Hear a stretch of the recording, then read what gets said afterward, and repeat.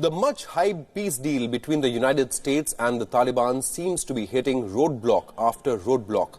The president of Afghanistan is against freeing thousands of Taliban prisoners ahead of power-sharing talks next week. Now, he has publicly disagreed with a timetable for a speedy prisoner release, a plan laid out on Saturday during the peace agreement between the US and the Taliban. Now, he has also disagreed to some conditions surrounding the starting of talks between his government and the Taliban. There is no commitment to release 5,000 prisoners.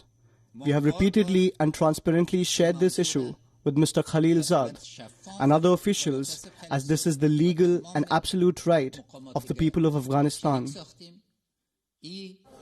Now, this, of course, threatens to derail the entire Afghan peace process. The Taliban want their men back, but the government is not willing to budge. The insurgent group has announced that it will resume its operations against the Afghan forces, but it will refrain from attacking US troops. The announcement comes at a time when the Pentagon chief Mark Esper said that US would start withdrawing troops as a sign of goodwill. We are going to show good faith and begin withdrawing our troops, and we can stop that at any moment. We can pause it based on, again, changing circumstances.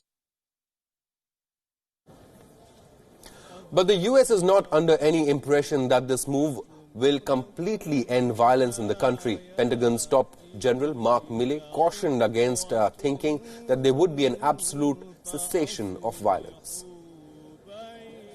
I would caution everybody to think that there's going to be an absolute cessation of violence in Afghanistan. That is probably not going to happen. It's probably not going to go to zero.